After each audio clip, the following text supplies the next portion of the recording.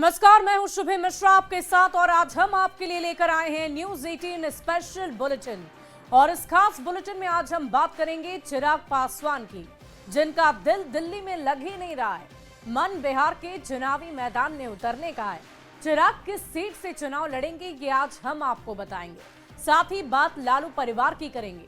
अनुष्का यादव के साथ रिश्ते के खुलासे के बाद पहली बार तेज प्रताप यादव ने चुप्पी तोड़ी है और कहा कि उनके खिलाफ साजिश रची जा रही है। जयचंद के नाम पर तेज प्रताप किस कटघरे में खड़े कर रहे हैं ये जानेंगे और साथ ही ये भी देखेंगे कि आखिरकार ऐसा क्या हुआ कि केंद्रीय मंत्री गिरिराज सिंह एक थानेदार पर भड़क उठे, जमकर फटकार लगाए। और अंत में चलते चलते आपको दिखाएंगे कि पाकिस्तान के खिलाफ भारत के सबसे सफल मिशन ऑपरेशन सिंदूर का सबूत कौन मांग रहा है, जिस पर देश भर में सियासत गर्म हो गई है। तो चलिए शुरू करते हैं आज का स्पेशल बुलेटिन न्यूज 18। और सबसे पहले बात सियासत की। लोक जनशक्ति पार्टी रामविलास के राष्ट्रीय अध्यक्ष और केंद्रीय मंत्री चिराग पासवान बिहार विधानसभा का चुनाव लड़ेंगे। पार्टी ने यह तय किया है कि चिराग किसी आरक्षित सीट से नहीं बल्कि एक सामान्य सीट से चुनावी रणभूमि में उतर सकते हैं। एलजेपी रामविलास के इस फैसले के बाद बिहार में चिराग की भूमिका को लेकर सियासत काफी तेज हो गई है। यहां तक कि ये भी सवाल उठ रहे हैं कि क्या चिराग पासवान भविष्य में सीएम नीतीश कुमार का विकल्प बनना चाहते हैं। इस रिपोर्ट को देखिए।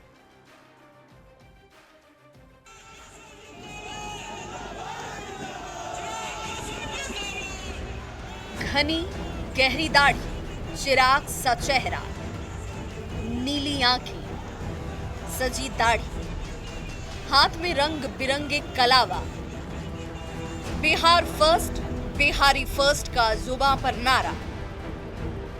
ये पहचान अब बिहार की सियासत में नई राजनीतिक पहचान हासिल करना चाहता है।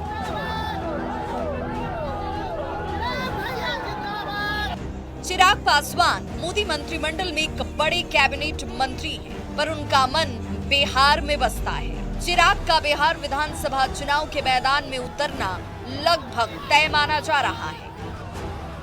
हालांकि चिराग आरक्षित सीट के बजाय किसी सामान्य सीट से चुनाव लड़ना चाहते हैं। बिहार की जनता में उनके लिए एक अलग तरह का आकर्षण और स्वीकार्यता है। बिहार में सिर्फ कोई एक तबका नहीं, एक वर्ग नहीं, पूरा बिहार ही उनको प्यार करता है, पूरा बिहार ही उनको स्वीकार्य करता है। चिराग पासवान सामान्य सीट से बिहार विधानसभा की इस इमारत में पहुंचना चाहते हैं। ये बात कोई और नहीं, चिराग पासवान के बहनोई पार्टी के बिहार प्रभारी और जमुई से लोक जनशक्ति पार्टी रामविलास के सांसद अरुण भारती का कहना है। चिराग पासवान केंद्रीय मंत्रिमंडल में एक बड़ा ओहदा संभाल रहे हैं। केंद्र की राजनीति में बिहार के दलितों का प्रतिनिधित्व कर रहे हैं। फिर बिहार विधानसभा का चुनाव क्यों लड़ना चाहते हैं? अगर चिराग चुनाव लड़ेंगे और सत्ता में आए तो जरूरी है कि राज्य सरकार में भूमिका निभाना चाहेंगे। लिहाजा ये सवाल है कि केंद्र में बड़ी भूमिका निभा रहा एक व्यक्ति बिहार में किसी बड़ी भूमिका में नजर आएगा। चिराग पासवान का तालमेल सिर्फ और सिर्फ बिहार की जनता के साथ है।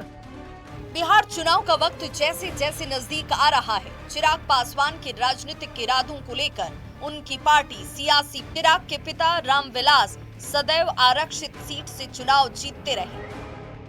हालांकि चिराग सामान्य सीट से चुनाव लड़कर ये दिखाना चाहते हैं कि वे सिर्फ दलित नहीं बल्कि सभी जातियों का चेहरा हैं।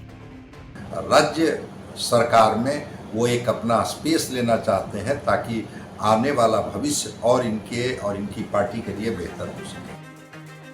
चिराग के पिता रामविलास पासवान ने केंद्र में कई बड़े मंत्रालयों को संभाला। रेल मंत्री रहते काफी अच्छे काम किए। जानकार बताते हैं कि रामविलास अगर आरक्षित सीट के बदले किसी सामान्य सीट से भी चुनाव लड़ते तो उनकी जीत ही होती। लिहाजा ये सवाल है कि क्या चिराग बिहार की राजनीति में रमना चाहते हैं, भविष्य में सीएम नीतीश कुमार का विकल्प बनना चाहते हैं।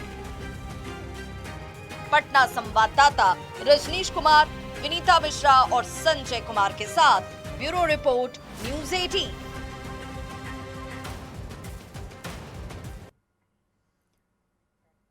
और देखिए तेज प्रताप और अपना अर्जुन बताया कहा कि हर साजिश को जल्द से जल्द बेनकाब करेंगे और तेज प्रताप ने जयचंद का भी जिक्र किया और कहा कि जयचंद हर जगह है, अंदर भी बाहर भी, जिसे लेकर अब सियासत गर्म है। इस रिपोर्ट को देखिए।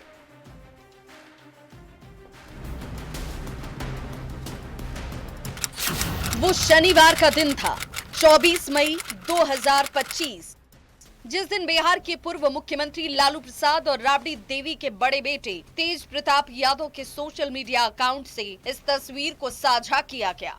अनुष्का यादव के साथ तेज प्रताप की इस तस्वीर ने बिहार की सियासत में जैसे भूचाल ला दिया। अगले ही दिन रविवार को आरजेडी के राष्ट्रीय अध्यक्ष लालू प्रसाद ने अपने बेटे तेज प्रताप यादव को पार्टी और परिवार से बाहर कर दिया। अनुष्का यादव के प्रकरण में हर किसी को तेज प्रताप के जवाब का इंतजार था। एक्शन के ठीक एक हफ्ते के बाद रविवार 1 जून 2025 को पहले की तरह तेज प्रताप ने एक बार फिर सोशल मीडिया का सहारा लिया और इस बार अपने छोटे भाई तेजस्वी यादव को अर्जुन बताया। तेज प्रताप ने लिखा कि मेरे अर्जुन से मुझे अलग करने का सपना देखने वालों, तुम कभी अपनी साजिशों में सफल नहीं हो पाओगे। कृष्ण की सेना तो तुम ले सकते हो, लेकिन खुद कृष्ण को नहीं। हर साजिश को जल्द बेनकाब करूंगा। बस मेरे भाई भरोसा रखना, मैं हर परिस्थिति में तुम्हारे साथ हूँ। फिलहाल दूर हूँ, लेकिन मेरा आशीर्वाद हमेशा तुम्हारे साथ था और रहेगा। मेरे भाई मम्मी पापा का ख्याल रखना। जयचंद हर जगह है, अंदर भी और बाहर भी। तेज प्रताप यादव जयचंद का नाम लेकर गद्दारी उड़त भी हो रही है।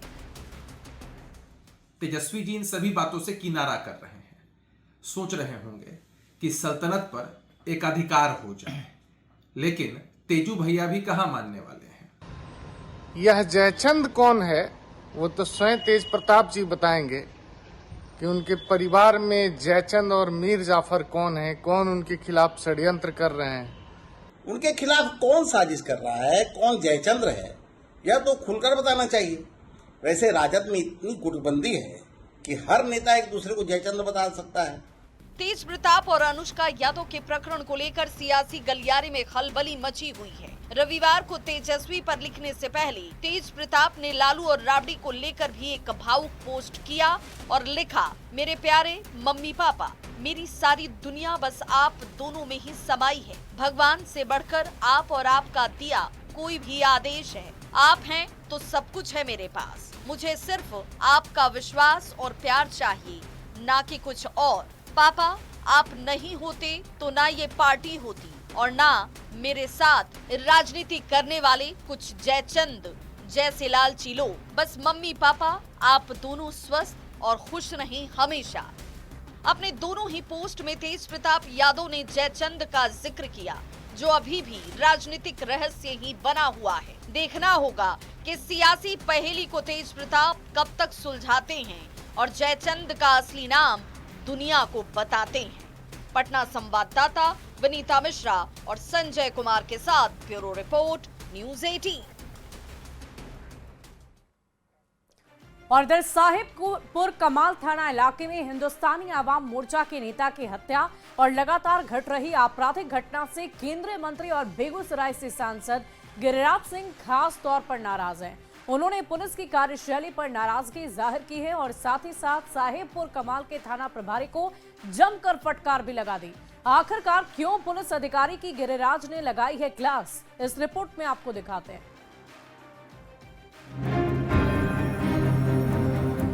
1 महीना में 2 घटना घटी है, उन्हें मुख्यमंत्री को बदनामे करके छोड़ दिया।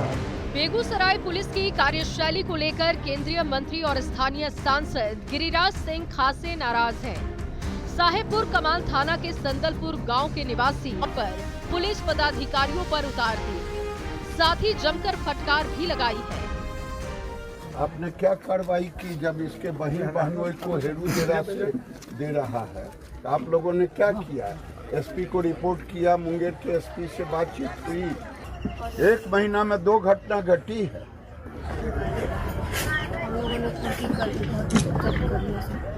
उन्हें मुख्यमंत्री को बदनामे करके छोड़ दिया। दरअसल गिरिराज सिंह दिवंगत हम नेता राकेश कुमार के परिजनों से मिलने उनके घर पहुंचे थे। पूरी घटना की जानकारी लेने के बाद घटना पर उन्होंने दुख जताते हुए पुलिस की कार्यशैली पर गुस्सा जाहिर की। साथ ही मौके पर मौजूद बलिया के डीएसपी और थानेदार पर बिफर पड़े। वाह, कितना अच्छा लग रहा है प्रभारी महोदय, सुनने में कितना अच्छा लग रहा है। ऐसे मुंह ढक के एकदम हम यहाँ बैठे हुए डूब करके मर जाना चाहिए ऐसे प्रभारी को। गिरिराज सिंह ने साफ कहा कि लॉ एंड ऑर्डर को बनाए रखने को लेकर सरकार ने पुलिस को कार्रवाई के लिए छूट दे रखी है। ऐसे में सुशासन पर सवाल नहीं खड़े होने चाहिए। अपराधी अगर अपराध करता है तो उसे सलाखों के भीतर होना ही होगा। न्यूज़ 18 के लिए बेगूसराय से संतोष कुमार की रिपोर्ट।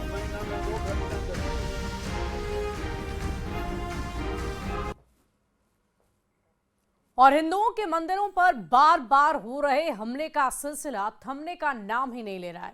दरभंगा में एक बार फिर से भगवती मंदिर में तोड़फोड़ हुई है। रात में मंदिर के गर्भगृह में घुसकर पिंड को तोड़ा गया। आरोपी की पहचान भी हुई, लेकिन हर बार की तरह इस बार भी आरोपी को लेकर वही दावा किया जा रहा है जो हर बार पुलिस कहती है। पुलिस की दलील इस बार क्या है, इस रिपोर्ट में देखिए। तस्वीर दरभंगा के लहरियासराय थाना के मदारपुर चौक के भगवती मंदिर की है, जहां मंदिर के गर्भगृह में पिंड को तोड़े जाने पर लोगों में गुस्सा है। मंदिर के गर्भगृह में स्थापित मिट्टी से बने 7 भगवती पिंडों को तोड़कर तहस नहस किए जाने को लेकर स्थानीय लोगों में गुस्सा है। हालांकि आरोपी की पहचान हो गई है। पिंड को तोड़ने वाला नाबालिग है, साथ ही मानसिक रूप से बीमार भी बताया जा रहा है। मेरा पुत्र है सर, वो छत पर से फंद गया, वो भागा उधर से। क्या कब से बीमार है और क्या कब से? 3 साल से दवाई चल रही है। क्या बीमारी है? मानसिक रोग से ग्रसित है। अंजाम उसी लड़के ने दिया था। उसके पेरेंट्स बता रहे हैं वो यहाँ से दौड़ता हुआ गया, मंदिर में प्रवेश किया, प्रवेश कर उनके सामने ये घटना हुई। पेरेंट्स उसे रोकते रहे हैं, रोकने में असमर्थ रहे, फिर घींच घाच कर पकड़ कर बाहर लाए हैं। स्थिति बिल्कुल नियंत्रण में, सामान्य लोग समझ रहे हैं कि ना ये मिस्चिफ है ना इंटेंशनल है। एक अनसाउंड माइंड का 17 वर्ष का बालक है जिसके द्वारा ये किया गया। आरोपी की पहचान होने पर उसे मानसिक रूप से बीमार बताए जाने पर माहौल शांत है। पुलिस ने लोगों से किसी भी प्रकार की अफवाहों पर ध्यान नहीं देने की अपील की है। सोशल मीडिया पूर्णतः विराम लगाया जाना चाहिए। आप लोगों के माध्यम से ये अपील रहेगी, कोई भी ऐसा कुछ भी इसमें अभी तक स्पष्ट नहीं दिख रहा है। जो है सामने है, उसके मेडिकल प्रेस्क्रिप्शंस हैं, पेरेंट्स का बयान है जो स्वयं वहाँ मौजूद थे और जो स्वयं उसे खींच कर बाहर लाए हैं। और इस बात की पुष्टि सीसीटीवी फुटेज से भी स्पष्ट हो रही है कि उसे खींच घाच कर बाहर लाता हुआ। मंदिर में तोड़फोड़ का ये पहला मामला नहीं है। इसके पहले विश्वविद्यालय थाना के आजमनगर में भी शैलेश भगवान की मूर्ति के साथ तोड़फोड़ की गई थी। उस दौरान भी आरोपी को मानसिक रूप से बीमार बताया गया था। ऐसे में सवाल ये है कि क्या पुलिस ऐसे मामलों में अपनी जिम्मेदारी से बचना चाहती है?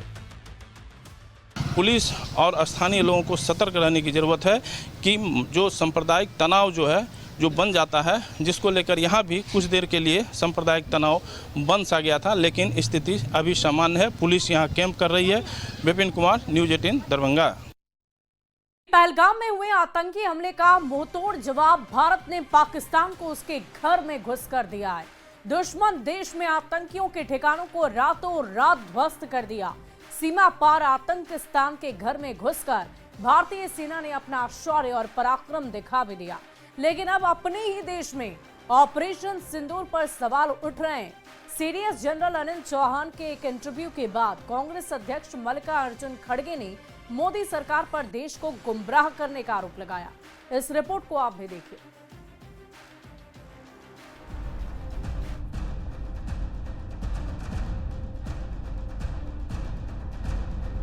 सिंगापुर में chief of defence staff CDS द्वारा ब्लूमबर्ग टीवी को दिए गए एक इंटरव्यू को लेकर कांग्रेस अध्यक्ष मल्लिकार्जुन खड़गे ने तीखी प्रतिक्रिया दी है।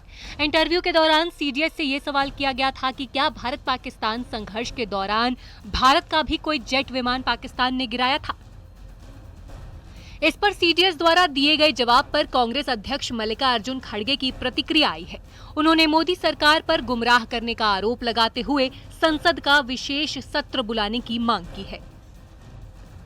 सीडीएस के बयान के बाद कांग्रेस अध्यक्ष मल्लिकार्जुन खड़गे ने मोदी सरकार पर तीखा हमला बोला। खड़गे ने सोशल मीडिया पर लिखा, सीडीएस के इंटरव्यू से कई अहम सवाल उठे हैं जिनका जवाब जरूरी है। ये तभी संभव है जब संसद का विशेष सत्र तुरंत बुलाया जाए। खड़गे ने आरोप लगाया कि मोदी सरकार ने देश को गुमराह किया है और अब युद्ध का कोहरा छंट रहा है। खड़गे ने भारतीय वायुसेना के जवानों की बहादुरी की तारीफ की, लेकिन कहा कि सरकार को नुकसान और युद्ध विराम की शर्तों पर सफाई देनी होगी। सीडीएस के बयान के बहाने कांग्रेस की सियासी चाल पर बीजेपी एक सुर में हमलावर है। वहीं कांग्रेस कारगिल की तरह समीक्षा समिति की मांग कर रही है। मानकर चल रहे हैं कि इस पर चर्चा होगी, बहस होगा पार्लियामेंट में। विपक्ष के साथ भी विश्वास में लेना चाहिए प्रधानमंत्री को। और हमारी एक सवाल है कि क्या जो कारगिल रिव्यू समिति की माफिक समीक्षा की गई थी कारगिल की युद्ध के बाद, क्या आप जनरल चौहान जी ने जो कहा है उस मामलों पर भी आप विश्लेषण करेंगे, अध्ययन करेंगे, रिपोर्ट पेश होगा? हमारे डीजीएमओ ने 2 बार प्रेस कॉन्फ्रेंस करके पूरे राष्ट्र को ये बताया कि क्या हुआ और क्या नहीं हुआ और किन परिस्थितियों में भारत को जो कुछ करना पड़ा, उस सब कुछ स्पष्ट बताया। मैं समझता हूँ उसके बाद किसी प्रकार के कोई सवाल की या कोई संदेह की गुंजाइश नहीं रह जाती है। ज़बरदस्ती मल्लिकार्जुन खड़गे और कांग्रेस के वो नेता जो पूरे तौर पर रिजेक्ट हो गए हैं, वो अनावश्यक रूप से इस मुद्दे को लंबा कर रहे हैं, उसकी आवश्यकता नहीं है। कि इनका माइंड कांग्रेसियों का पहले से ही देश के खिलाफ है और इसलिए ऐसा बयान ये देते हैं। और मैंने पहले भी कहा था कि इनके बयान से सबसे ज्यादा खुशी की लहर पाकिस्तान में दौड़ती है। ऑपरेशन सिंदूर 22 अप्रैल को कश्मीर के पहलगाम में हुए आतंकी हमले के जवाब में शुरू किया गया था। भारत ने इसके लिए पाकिस्तान समर्थित आतंकियों को जिम्मेदार ठहराया, जिसे पाकिस्तान ने खारिज किया। 4 दिन के सैन्य संघर्ष के बाद 10 मई को अमेरिकी राष्ट्रपति डोनाल्ड ट्रंप ने युद्ध विराम की घोषणा की। अब कांग्रेस की मांग और सीडीएस के बयानों ने सवाल का पिटारा खोल दिया है।